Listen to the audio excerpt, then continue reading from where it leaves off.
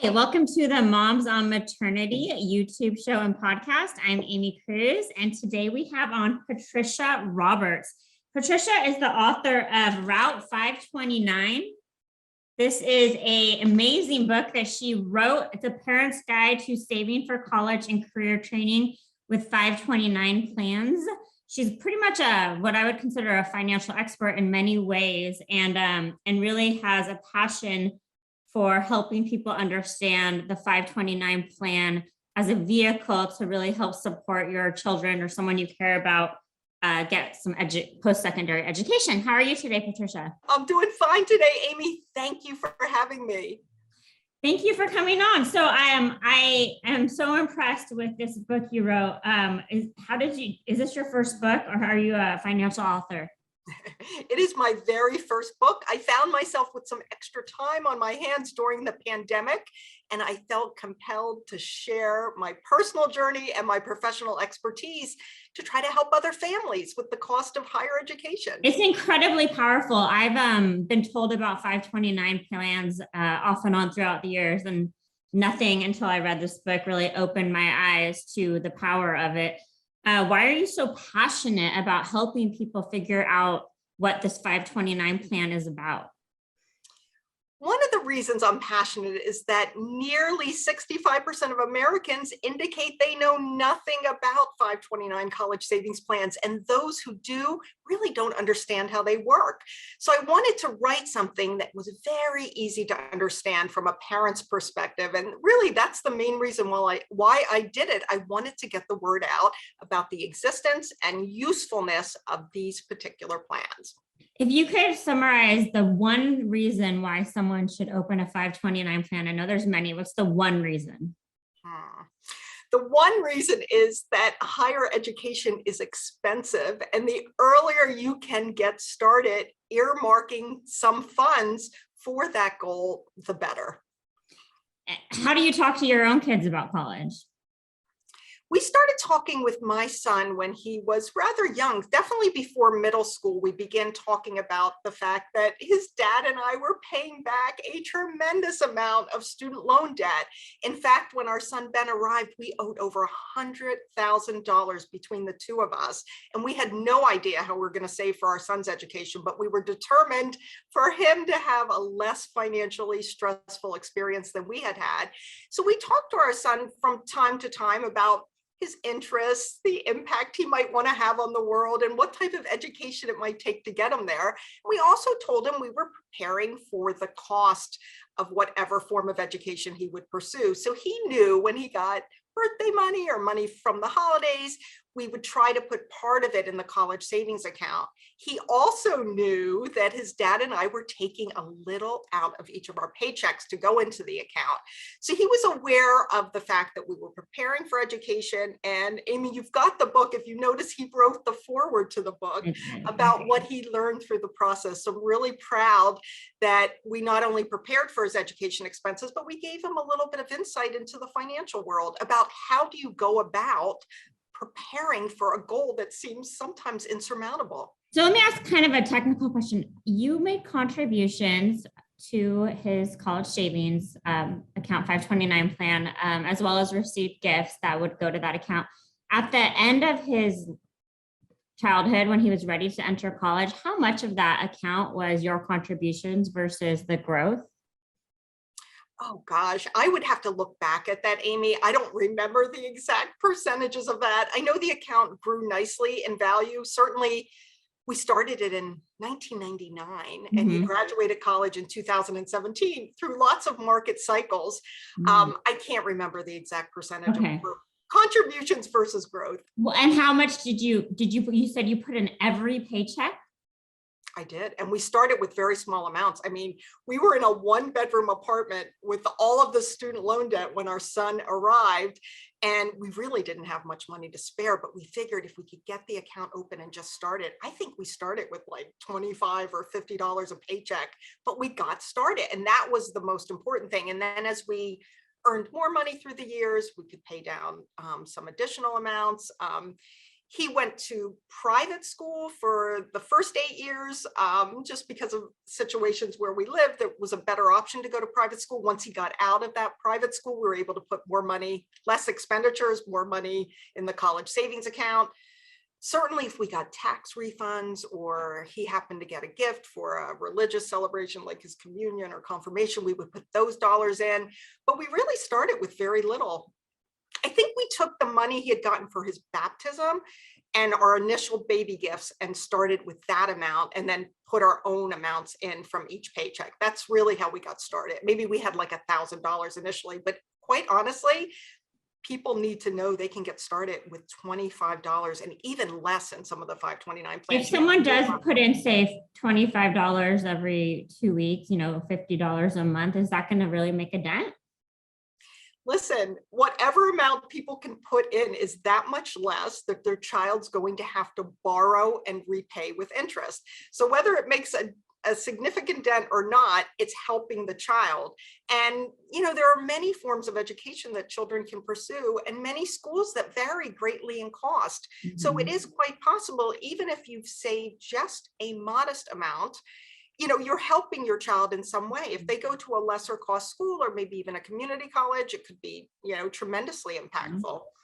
The other thing that's important to note is having money in a child's name has been seen to affect their aspirations. There's research, and I can share the link with you after the fact, but there's research that shows even modest amounts of college savings, $500 or less in a child's name, when the child becomes aware of it and begins aspiring to go to college because they know someone believes in them and are saving for them, their aspirations change and they're more likely to attend and graduate college. So there is sort of a psychological impact, particularly for low-income students and those who come from families like my own, where no one had been to college before. And then do you recommend children also have accounts, that we start accounts for them outside of the 529 plan? How much should we be contributing to other types of accounts?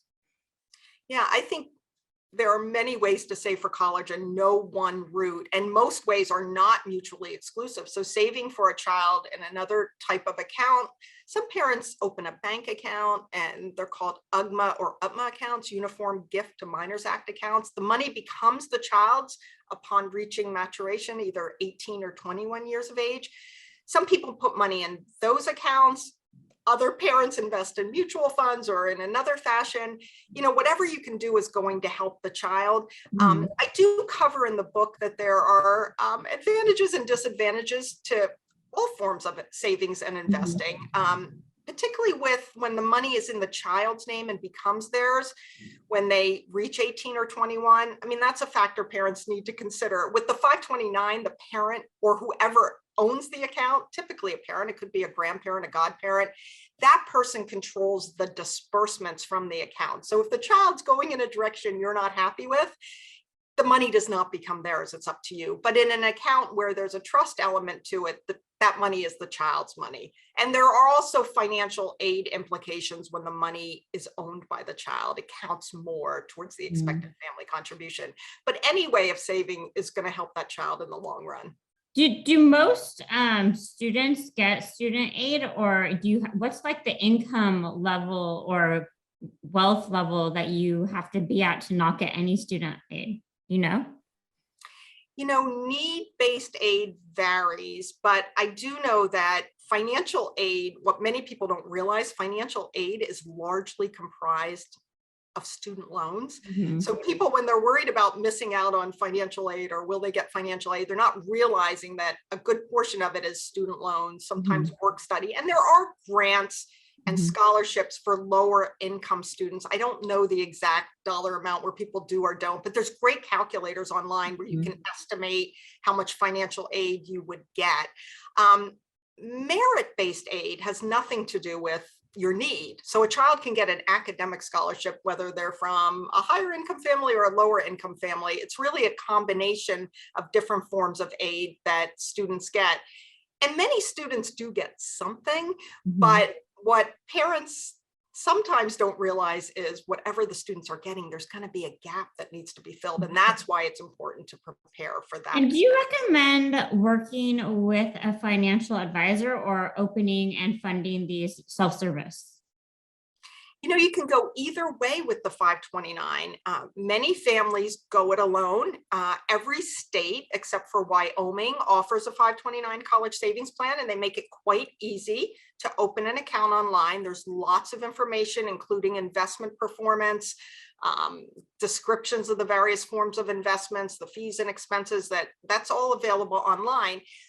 Those who need some advice and guidance, or who already have a financial professional in their life, would really benefit from talking to that person about college savings. You wouldn't want to leave that out of your total financial picture, because it's a big amount that parents need to save. So I would say if you've got a financial professional, talk to them about the 529 and any other suggestions they would have. And if you feel you need someone to guide you, get a financial professional involved. But many families successfully invest on their own and don't feel they need that. So what other, in your book, you go over some tips and ideas for how to think about money, save money, and be fiscally smart financially in your family. What are some of your best ideas there? My first best idea is to really embrace your why. Why do you want to prepare for your child's future, and really envision what you want that future to be? Do you want your child to start out adult life encumbered by debt? Do you want them free to choose the university or college that's the best fit for them? You really need to figure it out. My why was really around what I didn't want to see. I did not want my son coming out with the level of stress his father and I had. So start with your why. Another tip is to get an account open, whatever kind of account it is. I happen to like and know 529s very well. There are other ways to save, as we just discussed. Get something started. Don't wait. It seems like the future is so far off when your children are young, but it's actually going to come faster than you realize. And with more time on your hand, you have more time for things to accumulate. So do your research, get something opened, embrace your why, and then fund it automatically. Whatever type of account you've opened, don't leave it to chance whether you're going to put money in one month or another. Set up some kind of automatic contribution. My other tip is to tell friends and family that you're on a journey to save for your children's future, and to politely ask them to hold off on those stuffed animals and those really cute outfits that cost a lot of money that the child wears once or twice, and instead perhaps consider even a modest contribution to the college account. Because if you think of the number of people in your life who love your children and who want to do something for them, you could really get a lot of extra money accumulated if those people gave even $25 or $50 for each birthday or holiday, instead of a big gift that the child doesn't need that's going to clutter up your home. So I would say that. The last tip I have, if you do go the route of the 529, ask your employer if they would be interested in contributing. A growing number of employers are offering 529 as an employee benefit. And with the Great Resignation underway, they're looking for ways to keep employees, good employees in place, and to attract other quality employees. So ask your employer about 529 as a benefit, and would they contribute to the account? I think they would give you expense reimbursement based on your contributions. It'd be done sort of not through the paycheck program, or would it be done through the paycheck program? They can do it in a variety of ways. The firm that I work for, Gift of College, has a platform that helps employers do it by way of payroll deduction and to match employee contributions if they choose to. But you can ask your employer. Some employers do a one-off contribution directly into your account. Others will match what you're doing via payroll deduction. At minimum, employers offering this benefit and allowing employees to contribute direct from the paycheck is really a good benefit, because it sounds incredible. I really think that I would love to see more employers doing that. So in terms of a family member or wanting to help contribute to a child's college savings plans, is there a way for them to do it without handing you cash or a check? Yes, there is. So many of the 529 programs, including the one in your state, you're in California, right? Scholars Share, have a very convenient way to invite friends and family to contribute. There's a simple code that they can send to relatives in party invitations or via email, text message even, and through that code, the individual can contribute without getting involved at all in handing the check to you, the parent, or in getting really very involved with your account. They don't see what type of investment option you're in. The money just goes directly in by way of that And you code. get an email confirmation letting you know so-and-so contributed. That is so incredible. I have never received one of those from anyone. You got to start asking. I think people. I mean, I've never even received a request. You haven't. No, yeah, like I've never seen it, you know? It seems like something at this point in my life, I would have at least seen one come through my phone or come somewhere, right? You would think somebody would include it in a party invitation or an announcement about a baby arrival. I think it's a great idea. I think that having shopped for people's baby showers and birthday parties and christenings and baptisms, whatever the case may be, you never know what to get. What do they already have? Certainly, sometimes they have a baby registry, but I think it's a bit of a head turner to offer a gift like that to a family. And I think I told you before, the company I work for has these gift cards, gift of college. And I often give these together with my book for a baby shower gift. And then that gift card winds up being the initial contribution if somebody hasn't opened an account yet. So those things are compatible with any of the state programs? Yes, they redeem them through gift of college. That turns it into cash, and that cash gets sent to the 529 program. That's great if you don't want to ask somebody for an invitation to contribute to their 529, or you don't know if they have one yet. You could give them something like that, and then that's really their incentive to open an account. So theoretically, they could just put the cash in their account. There's no real way to know that they used it for a college plan with those gift cards. Those gift cards can only be used for three purposes. One, a 529 college savings plan. Two, a student loan account. Or three, a 529 ABLE account. That's a plan that helps with disability related expenses. So an individual who receives that gift card cannot get cash and do something else with it. They cannot. It has to be deposited into one of those type of accounts. So I just have one question, more question about the vehicles. So it sounds like, that you basically find a 529 plan by state. They all probably are slightly different in terms of what they're invested in and kind of the benefits. Most likely people just probably pick the one in their state. Within your own state plan, I know there's probably different portfolios of like risk tolerances. And it looked like in your book, you said you can change your allocation once or twice yearly. How often do you recommend someone look at their portfolio? How many different choices are there? Do you need to readjust it yearly? Yeah.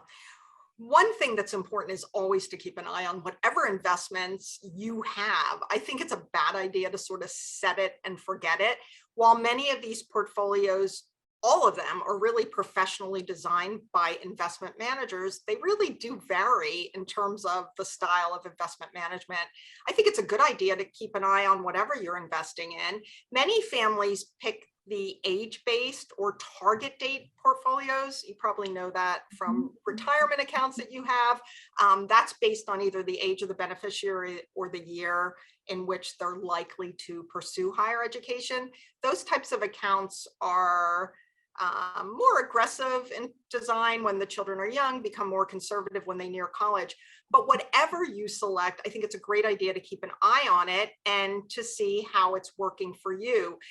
People need to keep in mind their risk tolerance, their time horizon, their investment objectives. Are they saving for a 2-year community college? Or are they saving for dental school? Are they 3 years away? Or are they 18 years away? Can they bear the risks of the market going up and down? Or do they feel they can't financially or emotionally bear that? Do they want something more conservative? As you know, more conservative investments typically yield less in terms of earnings, right? I mean, less risk, oftentimes less reward, people need to figure that out. So I would say to keep an eye on your investments, whether you're going it alone or you're with a financial advisor, and see what works best for you. The 529 plans do a really good job of explaining the type of investments, and you can see the past performance history on each of the funds. Again, past performance isn't necessarily indicative of the future, but it can give you an idea. And even if you're going it alone, the 529s all have call center personnel that can assist you. They can't give you personalized investment advice. They don't know you. They don't know your situation as an advisor could, but you could get some good information from them about what the different options are. One other instrument you talk about in your book, and I probably have the name wrong, but it was a different type of IRA for education savings than a 529. What was it called? Are you talking about the Roth IRA? No, education IRA.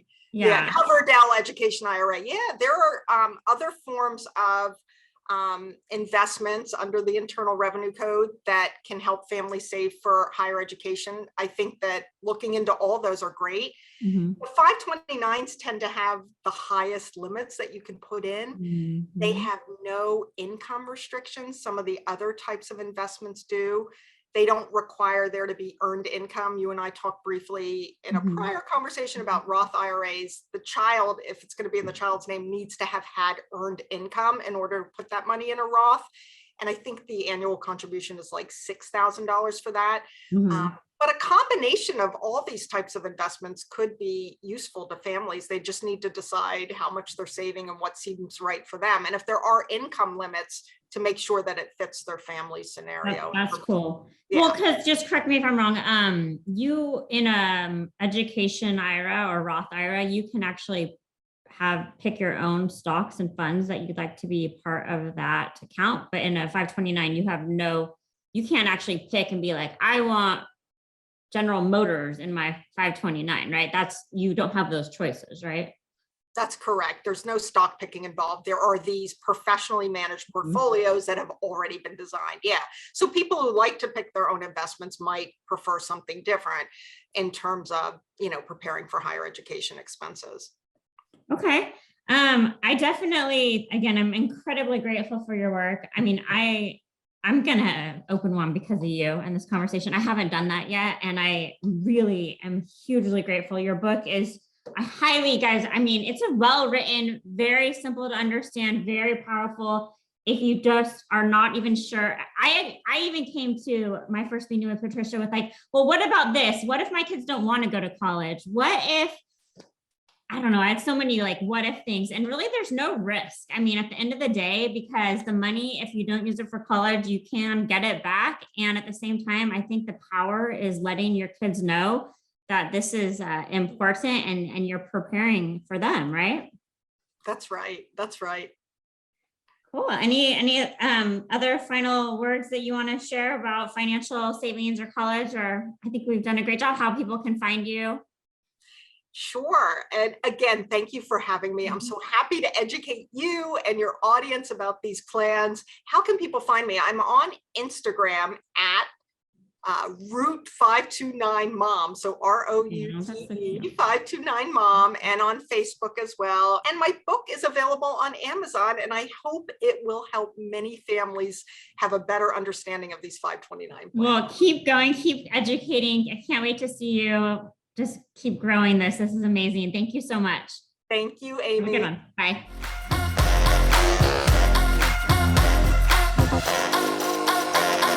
Thanks for watching.